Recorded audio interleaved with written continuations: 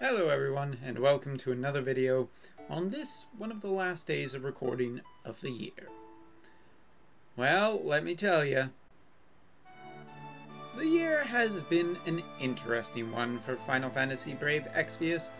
There have been a lot of events that met expectations, and a ton of events that did not meet expectations. We got brand new units of all kinds. We got new Dragoons, we got new healers, we got CG units, we got new summons upgrades of all kinds to different summons, and of course, we saw the introduction of the 7-star. All in all, it has been a fairly good year. Yeah, it's been a fairly good year. It has been definitely a year of highs and lows at the 3% rainbow rate. We have seen... Oh right, that's just the 6-star. But we have seen many things get added to the game, and many things that we did not see get added to the game. And that's what this video is about. Because it seems that the guys on Discord and Reddit were nice enough to keep track of what is called the Neko Soon checklist. Yes, for the entire year they have kept track of what was said during the live streams and what was promised to us would be new features and coming features in a timely manner, only to find out later that we never got them. Although you have to wonder if the friend list thing, if it wouldn't have happened, basically, well, would it have been a better year?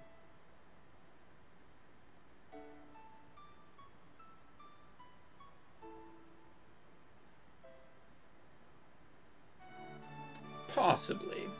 Possibly it would have been a much better if that friends list thing had never happened. So this video we are going to focus a little bit on the bad things this year to get them out of the way. So first of all, I do want to talk that this is... I don't want to make it seem like it's been a completely bad year. I actually think that it has been a fairly decent year.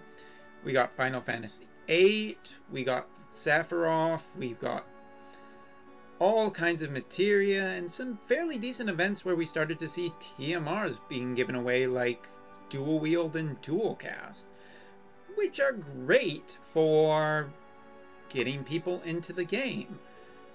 But we also saw a list of bad events too. So I want to talk about the 3 most disappointing and bad things that happened in the year. But first, that Neko Soon checklist.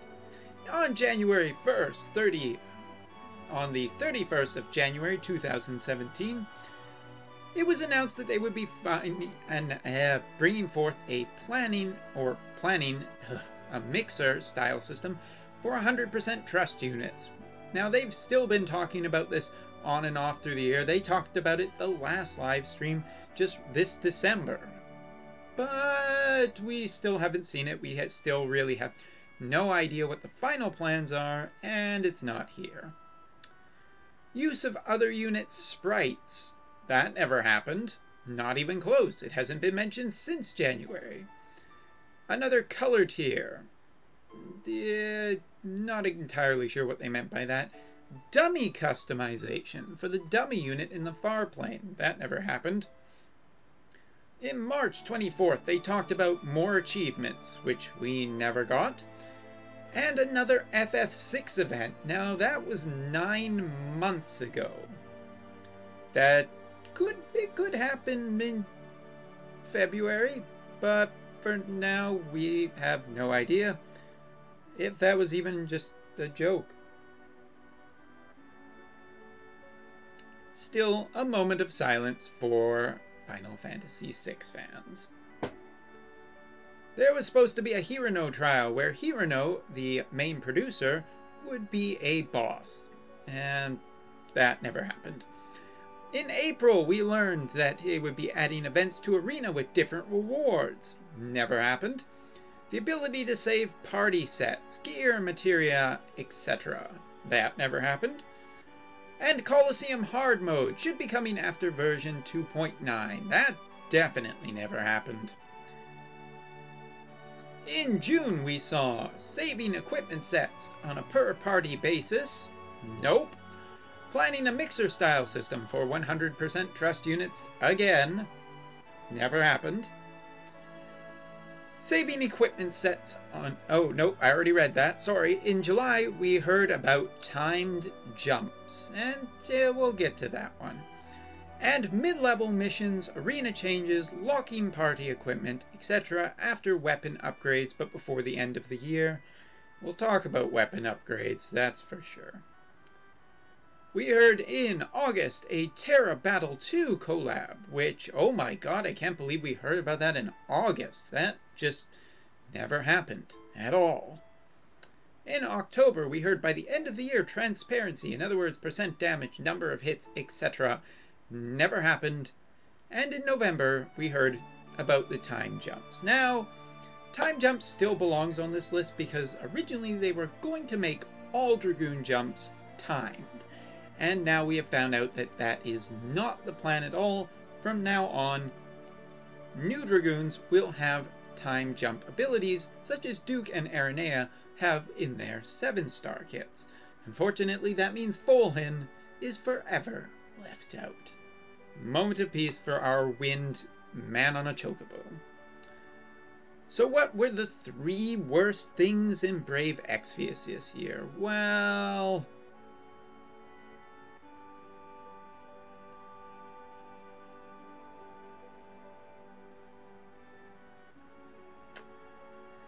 thinking back, and if I am correct, one of the worst events for me personally was the Final Fantasy IV event, where I got no bonus units whatsoever, and in general the month of August, if I'm correct, was when we saw the Final Fantasy IV event. Mostly that month was a lackluster in terms of banners and interesting units. As a matter of fact, that may have been the month we got CG Jake as well. So if there is a prize for giving it to a month, it would have been the month, or at least to be more certain about it, the banners of particularly CG Jake and the Final Fantasy IV banner, which left us with another Dragoon of and also Kid Rydia. While being an interesting sprite with interesting animations, was just kind of so-so in the grand scheme of things, and quickly forgotten because it didn't really matter. CG Sakura was already kind of the queen, and then 7 stars came along and totally buried her. But at least she can still do tornado chaining in arena. And for my second place of the worst things to happen this year, it would evidently have to be the friend list. The friend list in Japan has been a colossal misstep on the side of the Japanese side. So bad, in fact, that it is still broken, and has been broken ever since the weapon enhancement event. It is so bad that recently we learned that they are going to have to bring outside help just to try and fix what is going on. At this rate, it is looking like this friend list problem will be going on for a total of 4 months. And while we have gotten compensation for it, big freaking deal.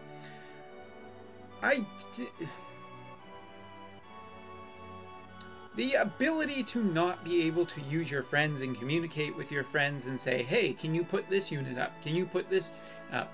Those are a big deal for trying to complete trials, especially more difficult trials if you're not some kind of super whale, or if you have a super whale friend that you communicate with. The fact that the friend list problem has just been going for what seems like an eternity now is just bad. It's just really, really, really inexcusable.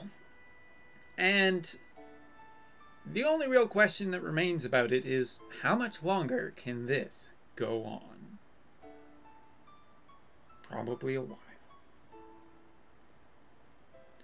And now we come to number 1. And number 1 should be no surprise this month, because there have been a lot of times where the game has gone down over the course of the year. Accidents happen, problems happen, I understand. Programming is not as simple as, well, just go fix it. No.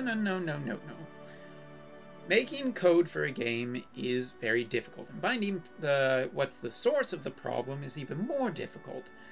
However, the event that I have labeled as the worst thing of the Japanese side for 2017 is definitely an easy pick. Near the end of, I believe it was October, we saw the weapon enhancement raid. And little did we know, because at the time it seemed exciting. It seemed very exciting to be able to give extra bonus stats to our weapons. But we did not know the horrors that were in for our community.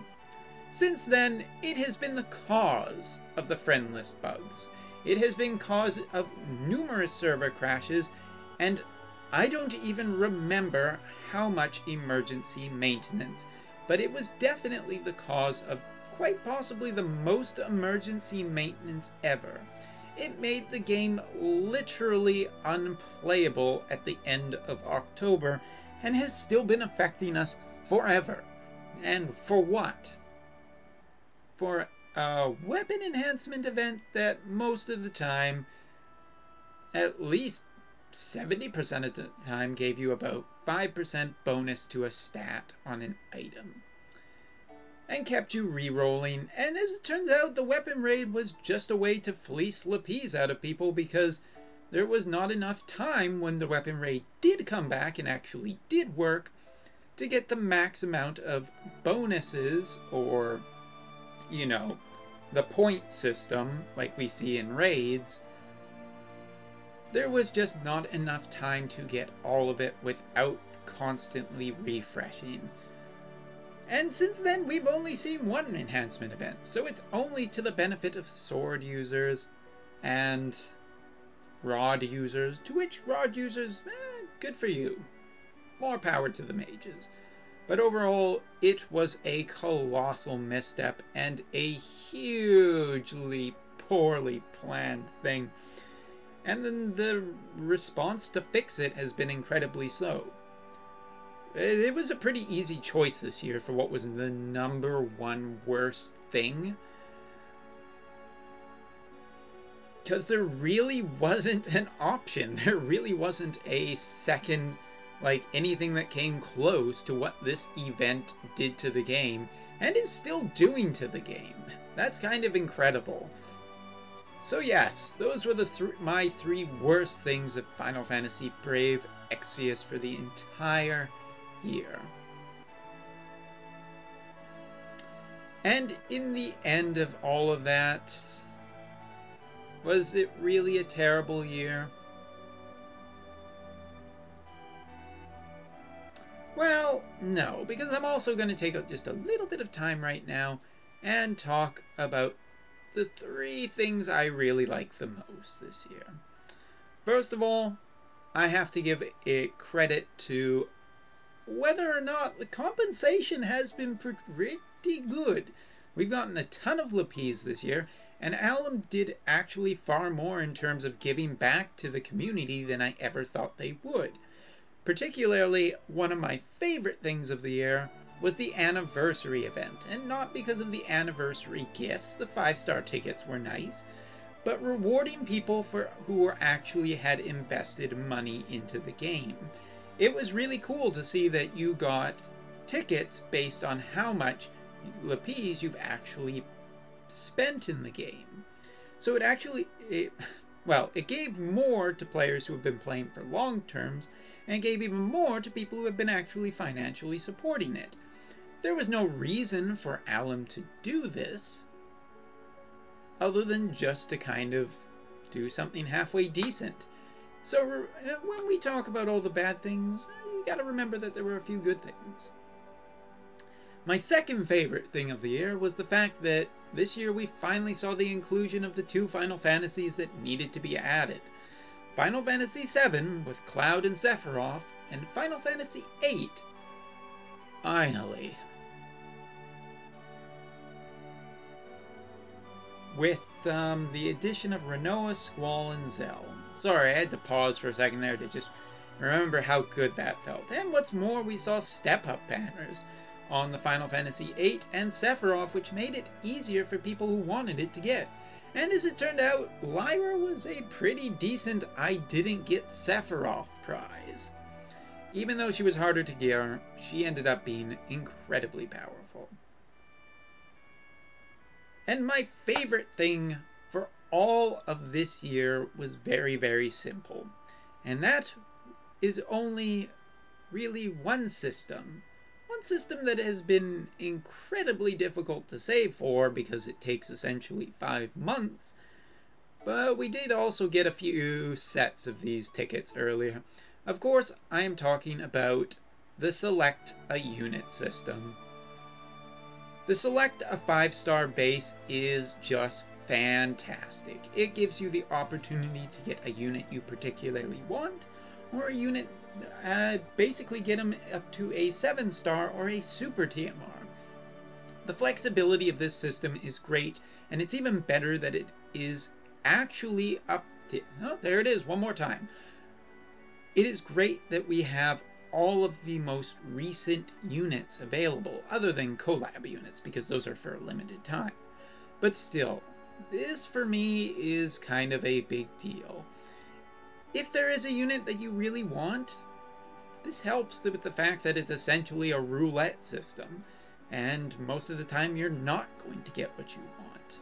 But with a couple of sets of these, you can get that 7-star of your favorite unit, or the most useful unit, or a unit with a TMR, or work towards that Super TMR, whatever you want.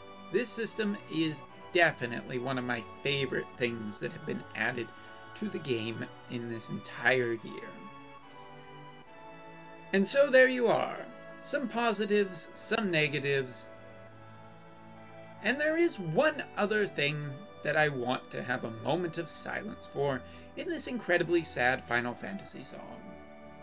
And that would be in memory of the Blue Mage.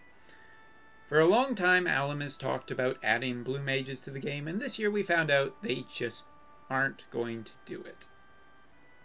So for units like Quistis, Quina, other Blue Mages that I'm just forgetting off the top of my head because I can't remember them right now,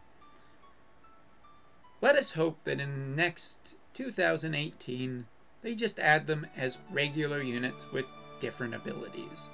I'm really hoping that happens. So yes, now we turn our eyes to the future. We turn our eyes to 2018. Will we see good collabs? Will we see good banners? Will we see anything worth a damn? No idea. But remember, going forward, 2017 wasn't a bad year on the Japanese side. But there were definitely some rough patches. I will see you all in 2018. Till then, have a happy new year.